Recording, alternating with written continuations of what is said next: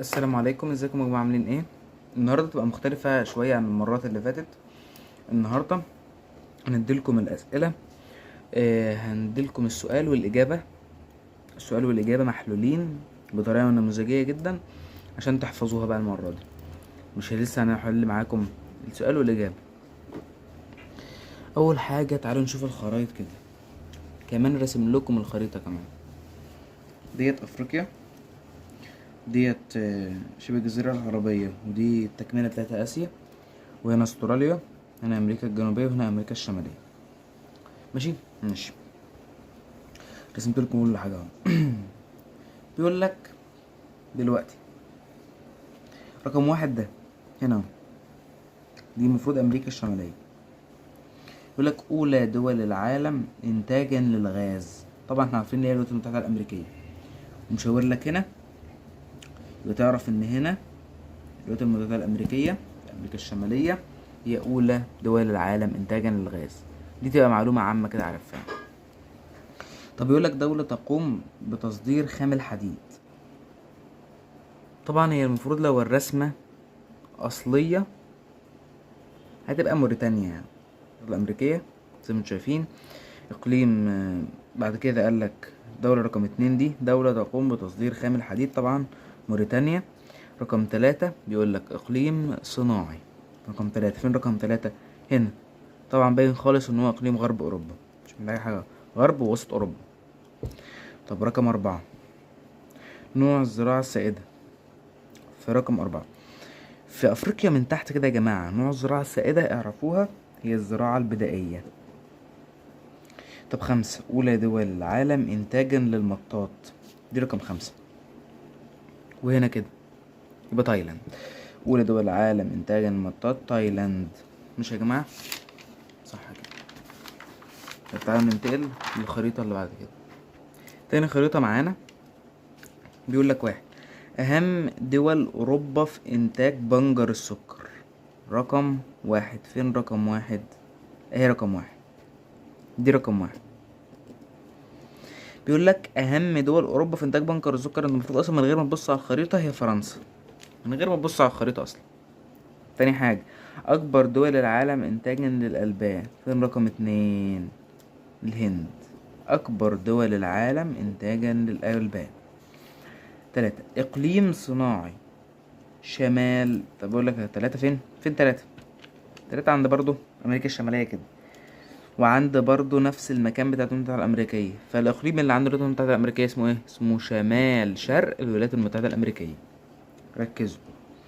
رقم 4 أولى دول العالم إنتاجا للقصب، من غير ما نبص أصلا. أولى دول العالم إنتاجا للقصب السكر هي البرازيل. لا مش محتاج أي حاجة. بيقول لك يوجد الرعي البدائي في شمال قارتي أوروبا وآسيا في صحاري التندرا الباردة. أقول له صح طبعا. رقم 2 الصين هي أكبر دول العالم إنتاجا للفحم. صح طبعا. يسود الرعي التجاري في الأرجنتين. صح طبعا.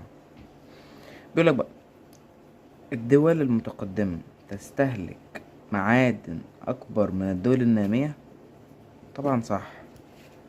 تعتبر بريطانيا وفرنسا وأمريكا التي تنتج الطاقة الكهربية من الرياح. طبعا بريطانيا وفرنسا وأمريكا هما اللي بينتجوا الطاقة الكهربائية من الرياح. مصر وجنوب أفريقيا من أهم المدن الصناعية الحديثة. طبعا صح. تتركز في آسيا خاصة في الهند. هو قال ايه اصلا؟ السؤال ده مش مفهوم يا جماعة، مكملتوش تقريبا. الهند هي اكبر الدول المنتجة للألبان. طبعا صح، بسبب ان هما مبيذبحوش البقر، بياخدوا منه ألبان بس، بسبب ان الديانة الهندوسية بتحرم عليهم ذبح البقر. بيقولك الزراعة البسيطة هي التي توجد على هوامش الغابات الاستوائية. طبعا صح، مش محتاج اي حاجة يعني. صح. الدراسة دي انا عامل فيها كل الاسئلة اللي ممكن تشوفها في حياتك. اهم اسئلة ايد بالادلة. تعال نبدأ نشوف كده. بيقول لك صناعة الألمنيوم تحتاج لعدة مقاومات لقيامها. هقول له طبعا أهم سؤال ومية في المية في الامتحان. هقول له لازم وفرة الطاقة الكهربية، خبرات علمية وفنية، وسوق محلية وخارجية تستوعب الانتاج. اكتر سؤال لازم تكون حافظه وانت داخل الامتحان. هتقول له وفرة الطاقة الكهربائية، خبرات علمية وفنية متطورة، وسوق محلية وخارجية تستوعب الانتاج. طب تاني حاجة، القمح هو اكثر المحاصيل انتشارا طبعا. هقول له نعم، لانه يتم انتاج منه معظم اه لان بيتم انتاج منه الحلويات والمكرونة والحاجات دي كلها والخبز، وكمان معظم القارات بتزرعه. دي بقى نقولها، اقول له نعم لانه يتم انتاجه في معظم قارات العالم ويصنع منه الخبز والمكرونة والحلويات. ماشي ماشي. بيقول لك ساعدت العوامل البشرية على تطور حرفة الصيد من خلال توافر الخبرات العلمية في صناعة المراكب وأدوات الصيد. هقول لك بقى، يقول لك دلل. هقول له من خلال التوسع في تربية الأسماك على أسس علمية حديثة، وشراء أدوات صيد جديدة، وتلاجات حديثة. يبقى من خلال التوسع في تربية الأسماك وفي أدوات الصيد الجديدة، بنشتري أدوات صيد جديدة والتلاجات الجديدة. لكن احنا عندنا في مصر بيحطوها في شوية تلج كده وخلاص، ولا بيحطوا في تلاجات ولا أي حاجة، بيحطوا شوية تلج كده عليها وخلاص في قفص وخلاص. فدي حاجة طبعا مش حلوة أوي يعني، بس أهم حاجة التلاجات. يبقى سعادة العوامل البشرية على تطوير حرفة الصيد، أقول له من خلال توفر الخبرات العلمية في صناعة المراكب وأدوات الصيد والتلاجات، من خلال التوسع كمان في تربية الأسماك على أسس علمية حديثة. طبعا تربيتها على أسس علمية حديثة زي المزارع السمكية. بيقول لك تعد الصناعة الحديثة مقياس لتطور الشعوب، حيث أن الدول المتقدمة هي الدول التي تطورت بها الصناعة. ماشي.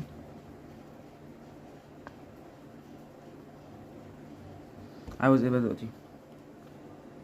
هقول له حيث ان هم اخذوا باساليب علمية حديثة، العلمية وتطبيق الابحاث والتجارب العلمية في الاختراعات اللي بيعملوها. فطبعا ادى ذلك الى ان الدول المتقدمة بس هي الدول اللي تطورت بس صناعة. ليه؟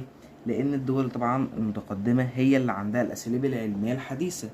يعني نجيب دولة نامية يبقى عندها اساليب علمية ازاي يعني؟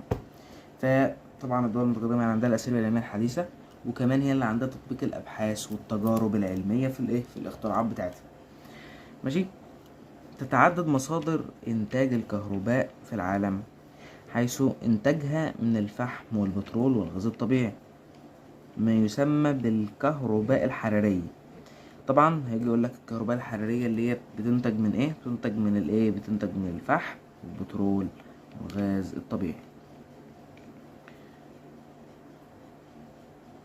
وكمان هقول له ان الكهرباء برضو بتنتج من حاجة تانية، بتنتج من الشلالات والسدود وحركة المد وحركة الجزر، مما يسمى بالكهرباء المائية. بديله كل حاجة ممكن نولد بها كهرباء. وكمان ممكن اقول له من الطاقة الشمسية طبعا. من اهم الاسئلة برضو يقول لك يتوسع العالم في استخدام الغاز الطبيعي. اقول له حيث يستخدم في الصناعة وفي الاستخدامات المنزلية وفي توليد الكهرباء، وكمان كوقود للسيارات بدلا من البنزين اللي هو بقى غالي خالص دلوقتي. موريتانيا تصدر خام الحديد للدول الصناعية بسبب، هقول له بقى بالإجابة، بسبب عدم وجود أو توافر، بسبب عدم توافر أو بسبب عدم وجود مقومات الصناعة عندها. ايه مقومات الصناعة؟ لما قلنا عاوزين كهرباء، عاوزين أيدي عاملة، اللي هي بس هنا المفروض بقى مش هنقول أيدي عاملة، هنقول خبرات علمية وفنية تستوعب الإنتاج، وأسواق خارجية وداخلية. ماشي ماشي. يعني احنا كمان مش عاوزين بس أيدي عاملة، ده احنا عاوزين أيدي عاملة بس تكون فاهم بيعمل ايه. دلل. يسبق التعدين العديد من العمليات المهمة. قول له يسبق التعدين، المفروض ان قبل ما اعمل التعدين ده بعمل ايه؟ ببحث واكشف عن الخامات واعداد المنجم لعمليات التعدين، بنقعد نحفر في المنجم ونهيئه للي احنا ندخل فيه، وبنعمل له خط سكة حديد عشان ننقل فيه المعدن اللي احنا هنطلعه والحاجة اللي احنا هنطلعها. يبقى هنقول الكشف والبحث عن الخامات واعداد المنجم لعملية التعدين، ماشي، ومد الخطوط الحديدية زي ما انا قلت بالظبط، وانشاء مساكن للعاملين. طبعا اللي بيشتغل وبينقب عن البترول ولا بيشوف ذهب في التربة ولا اي حاجة، مش بنجيبه يعني يشتغل كده وخلاص، لازم نجيب له مسكن يعيش فيه.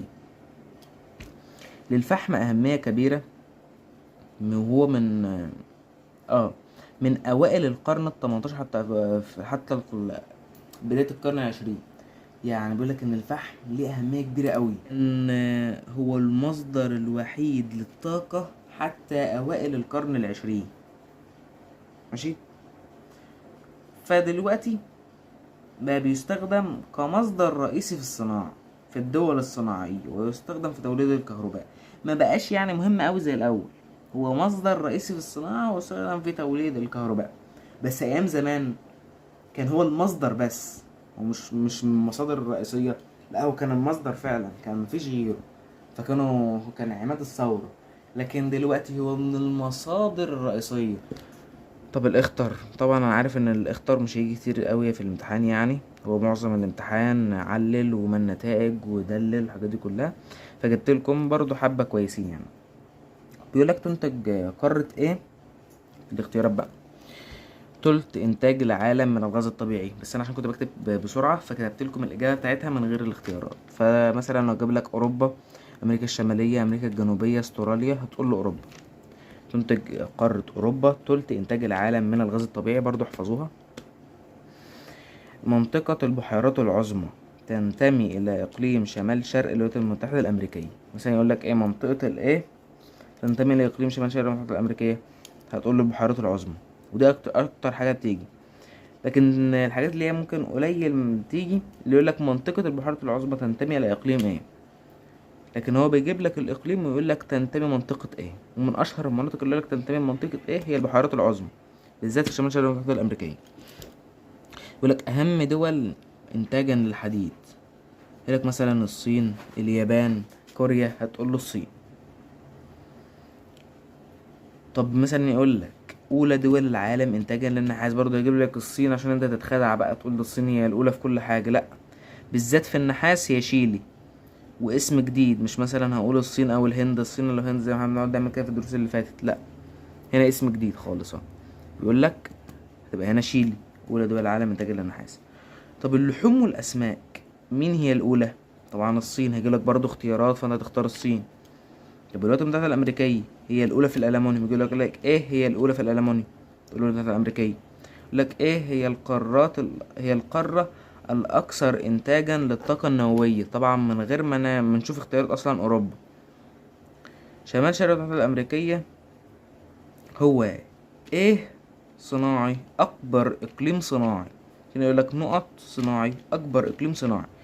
شمال شرق الولايات الامريكيه هو اكبر اقليم صناعي.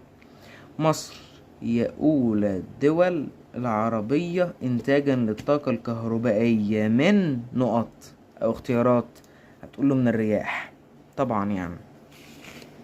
بعدها المغرب، برضه عشان تعرفوها، ممكن مثلا يلاقوا ان مصر دي سهله فيقول لك مين تاني الدول العربيه انتاجا الطاقة الكهربائية من الرياح، فانت تتخدع وتقول له مصر، لكن هو قال لك تاني مش اول. طب اهم اسئلة بما تفسر في الجغرافيا،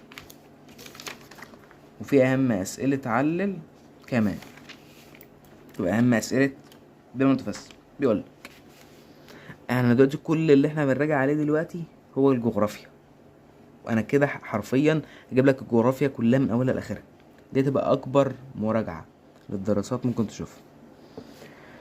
يلا بينا. صعوبة استخدام الآلات في مناطق الزراعة الكثيفة بسبب صغر مساحة الحقول.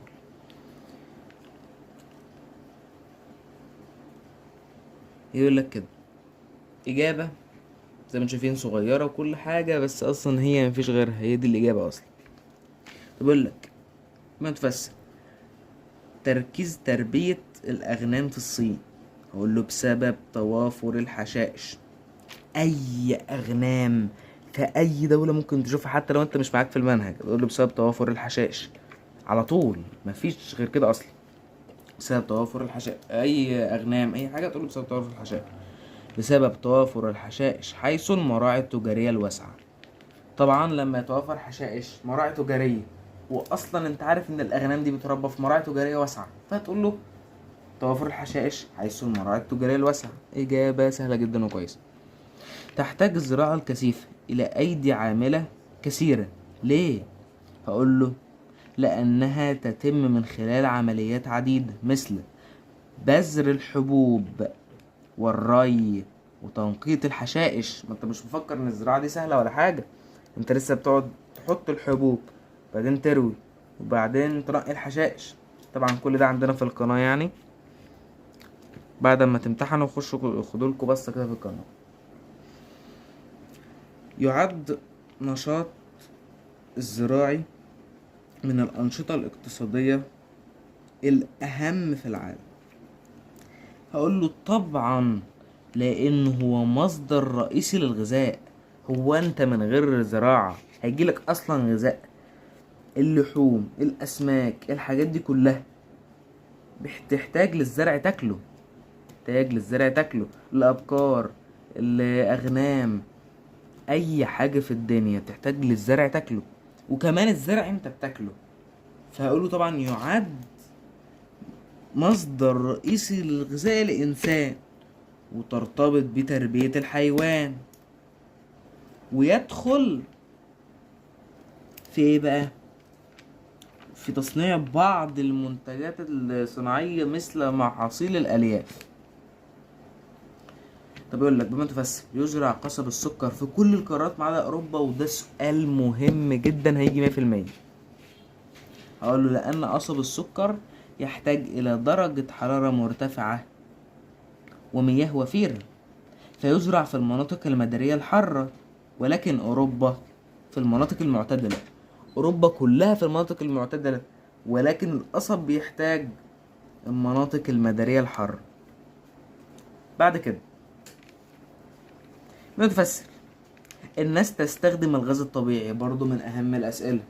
أقول لأنه مصدر الطاقة الأقل تلويث للبيئة ورخيص الثمن وسهل النقل. من مصادر الطاقة الأقل تلويث للبيئة ورخيص الثمن وسهل النقل، ده اللي خلى الناس تستخدمه بدلا من البترول. ولكن برضه ما زال البترول ناس كتير جدا بتستخدمه، يعني ما تفكرش ان هم يعني مش بيستخدموه. طب اهم اسئلة على تاني صفحة تانية، انا جايب لكم حاجة خرافية حرفيا في الجغرافيا تطلعكم عارفين الجغرافيا كلها. بيقولك تحتل الصين المركز الاول في انتاج الاسماك في العالم. معلل ليه؟ لانها تمتلك مصائد على طول سواحل المحيط الهادي. هو انت اصلا لو انت مش دارس المنهج اصلا، واحد بيقول لك الدولة دي عندها اسماك كتير، هتقول له عشان عندها بحر. طب انت دارس شوية، عشان عندها بحر ومحيط، عندها المحيط، ما هو المحيط اصلا شبه البحر. فانت اصلا من غير ما تكون عارف اي حاجة، عشان عندها المحيط يا ابني اهو، محيط. الدولة كلها بتطل على المحيط، الصين كلها اصلا كلها محيطات من الجنب كده. فطبعا هتروح ترمي الاشباك بتاعتها في المية وهيطلع لها اكبر نسبة اسماك، فهي الاولى في الاسماك بسبب كده. يبقى اقول لانها تمتلك مصائد على طول سواحل المحيط الهادي، ولديها انهار وبحيرات ومزارع لتربية الاسماك.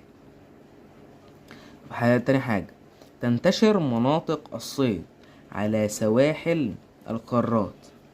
علم ليه؟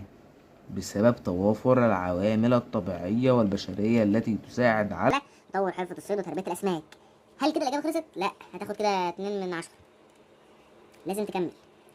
هي إيه العوامل اللي بتوقف على تربية الأسماك؟ هقول له ضحالة المياه، التقاء التيارات الدافئة مع الباردة، توافر الموانئ الطبيعية التي يرسو عليها السفن، توافر الخبرات العلمية والفنية في صناعة المراكب وادوات الصيد والثلاجات والتوسع في تربيه الاسماك على اسس علميه حديثه. يبقى في حاجات بشريه وفي حاجات طبيعيه، زي ما اقول لك الموانئ الطبيعيه دي حاجه طبيعيه اصلا اهي، التقاء الطيارات حاجه طبيعيه، ضحاله المياه حاجه طبيعيه. لكن الحاجات بقى البشريه توافر الخبرات العلميه والفنيه في صناعه المراكب وادوات الصيد والثلاجات، التوسع في تربيه الاسماك على اسس علميه حديثه، برضو حاجات احنا اللي بنعملها زي مزارع السمكيه. طب بما تفسر، برضو من اهم الاسئله بما تفسر عملتها لكم في الاخر كده. بما تفسر، البترول هو اهم مصادر الطاقه في العالم. ده من الاخر بقى، ولا يقعد يقول لك بقى الفحم ولا يقول لك الغاز الطبيعي ولا يقول لك اي حاجه. هو ليه البترول من اهم مصادر الطاقه في العالم؟ وبرضه ده من اهم الاسئله، اهم من بتاع الغاز الطبيعي والفحم وكل الحاجات دي كلها. ليه؟ لانه مهم جدا، بيتكرر كتير عندنا. اقول له بسبب ارتباطه بالتنميه الاقتصاديه والاجتماعيه والعلاقات الاجتماعيه بين الدول.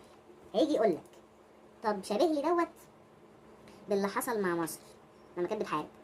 اقول له طبعا ساعه حرب اكتوبر لما الكويت منعت توريد البترول للدول اللي كانت بتحارب مصر، منعته خالص، فهم طبعا كل حاجه عندهم وقفت، فبداوا يعملوا معاهدات سلام معانا عشان يبداوا يرجعوا البترول ده تاني. فالسؤال ده ممكن يجي لكم جغرافيا او تاريخ. البترول اهم مصدر الطاقه في العالم لان ارتباطه بالتنميه الاقتصاديه والاجتماعيه بين الدول. ماشي. جبت لكم اهم كل الاسئله اللي هتجيلكم في الامتحان، حتى جبت لكم الخرائط ورسمتها لكم بنفسي. طب تعالوا نشوف المانيا. طبعا المانيا موجوده مع الحته بتاعت طنطا بقى والمحله والحتت دي موجوده، لان كل محافظه بتاخد دول معينه. في محافظات بتاخد الهند مثلا والمانيا وامريكا، في محافظات تاخد الهند والبرازيل والمانيا كده. احنا بقى واخدين البرازيل، موريتانيا، المانيا. فالمانيا عشان اخر واحده اللي معانا بقى وبيدرس المانيا يركز. المانيا عشان اخر واحده مثلا انت ممكن ما تكونش ذاكرتها قوي ولا بتاع. تعالوا نبسط لكم المانيا دي خالص. تعالوا نفتح ونشوف. هنبسط لكم المانيا دلوقتي جدا. قبل ما نشوف بقى السهول والمرتفعات والحاجات والجبال، تعالوا نشوف بس الخريطه بتاعتها. جميل جدا. بص، المانيا الشمال 3 حاجات: بحر بولتي، دنمارك، بحر شمال. بحر بولتي، دنمارك، بحر شمال. يلا احفظ معايا كده، نحفظ كده: بحر بولتي، دنمارك، بحر شمال. دي المانيا من فوق. بحر بولتي، دنمارك، بحر شمال، ده الشمال. طب الجنوب، نمسا، سويسرا. جنوب نمسا، سويسرا. جنوب نمسا، سويسرا. طب الشرق، بولندا، تشيك. الشرق بولندا، تشيك. الشرق بولندا، تشيك. طب الغرب، هولندا، بلجيكا، لوكسمبورج، فرنسا. هولندا اول واحده، بعدين بلجيكا، بعدين لوكسمبورج، بعدين فرنسا. تعالوا كده كده. الشمال بحر بولتي، دنمارك، بحر شمال. الشرق بولندا، تشيك. الغرب هولندا، بلجيكا، لوكسمبورج، فرنسا. الجنوب نمسا، سويسرا. كل الانهار اللي موجوده في المانيا، نهر إلب وفرز والراين، كلهم بيصبوا في بحر الشمال. ويوجد عند الانهار دي بعض المرتفعات. تعالوا نشوف ايه حكايه المرتفعات. المرتفعات الوسطى، في المنتصف يوجد هضاب. جوه الهضاب دي انهار، يعني الهضاب تحس ان فيها زي حتت شقوق كده، الشق ده جرى فيه ميه وبقت زي انهار كده في وسط الهضبه. يبقى بقول لك اهو، في المنتصف يوجد هضاب تقطعها الانهار. طب الانهار دي ماشيه في وسط هضاب، ممكن الميه دي اصلا سهل ان هي تطلع لك زرع، فطلع لك فوق الهضاب دي غابات مخروطيه صنوبريه. غابات مخروطيه صنوبريه، احفظ معايا وركز. الغابات يوجد بها تلال وينابيع ماء، وتعتبر هذه المنطقه جذب سياحي. هو انت بعد اللي كل اللي شفته ده مش عاوز تبقى جذب سياحي؟ تخيل الهضبه بيجري جواها انهار، والانهار دي بتقعد تصب على التلال الاقل منها. يعني ده مثلا هضبه او تل عالي، في اقل منه، في اقل منه، فعمالين يصبوا على بعض بقى، فعملوا زي منظر شلال كده بيجري فيه الانهار وطلع فيه غابات صنوبريه مخروطيه. فطبعا يعتبر مناطق جذب سياحي. فده من اهم الاسئله اصلا هتجيلك في المانيا. هتقول له لان المناطق الوسطى بها هضاب وتغطيها الغابات الصنوبريه والمخروطيه، ماشي، وتكسرها تلال وينابيع المياه، فتعتبر منطقه جذب سياحي. دي اكتر اجابه ممكن تجاوبها وهيديك 10 من 10 سنة. طب بيقول لك في الجنوب جبال الألب وجبال تقطعها أنهار. من أعلى القمم الجبلية من جبال الألب موجودة في ألمانيا. أعلى قمة جبلية لجبال الألب موجودة في ألمانيا. فأعلى قمة دي هتلاقي فوق درجة الحرارة أقل من الصفر، فتكون درجة الحرارة مرتفعة فوق مرتفعة، أنا قصدي قليله، انا مش عارفه انت بتاخد مرتفع ازاي. المفروض ان الجبال لما تكون عاليه بنقل اصلا كل 150 متر بنقل درجه حراره واحده. فلما تكون دلوقتي عندك الجبل عالي جدا يبقى درجه الحراره هتكون منخفضه جدا تحت الصفر. ده انا حتى بعدها قلت ايه؟ وتغطيها السلوج. انا بس دي لخبطه مني، انا قلت وتغطيها السلوج. ازاي هتغطيها السلوج ودرجه الحراره تبقى مرتفعه؟ ما ينفعش. ماشي. المرتفعات الوسطى بها غابات صنوبريه وتكثر بها التلال وينابيع المياه. بص اي حاجه في المانيا هتلاقي تلال وينابيع مياه ماشيه في وسط الايه؟ الهضاب. ما اهميه الساحل الالماني الشمالي؟ هقول له هذه المنطقه خصبه وبها 3 انهار وتقوم عليها مدينه برلين. 3 انهار، والثلاث انهار مهمين جدا، وبرلين هي العاصمه اصلا بتاعت المانيا. ومنطقه خصبه يعني بيتزرع عليها زرع وفيها الدوله الاصليه اللي هي بتاعت المانيا، وفيها 3 انهار، يبقى لازم تكون مهمه يعني. طب المناخ، تعال نشوف المناخ. يسود المانيا مناخ غرب اوروبا. ما هي المانيا اصلا المانيا موجوده في اوروبا، يبقى يسود فيها مناخ غرب اوروبا ممطر طوال العام. لازم تكمل له، ما انت مش تقول له مناخ غرب اوروبا وتسكت. انت عارف ان مناخ غرب اوروبا بيمطر طوال العام، تكتب له كده بيمطر اكثر كلما اتجهنا نحو الشمال. في المانيا بتلاقي الامطار بتزيد، متاثرا بالمحيط الاطلنطي وبحر الشمال. فصل الصيف معتدل في المانيا، وفيه ارتفاع في درجات الحراره بالاتجاه نحو الشرق.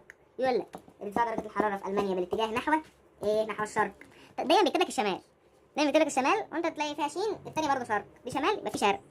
فصل الشتاء تنخفض درجه الحراره وتصل الى درجه تحت الصفر خاصه في الداخل. النبات الطبيعي في المانيا، غابات المانيا تلت مساحه المانيا. يعني غابات المانيا تلت مساحه المانيا غابات اصلا. غابات صنوبريه وغابات نفضيه وغابات مخروطيه، وعليها جبال وهضاب. هذه الغابات تكون مصدر الخشب والحشائش. الحشائش ايه؟ حشائش ستيبس. الحشائش دي موجودة عند السهول الساحلية، عند بحر الشمال والبحر البلطي. نرجع لو انت مش عارف، بحر الشمال والبحر البلطي، خلي بالك ركز.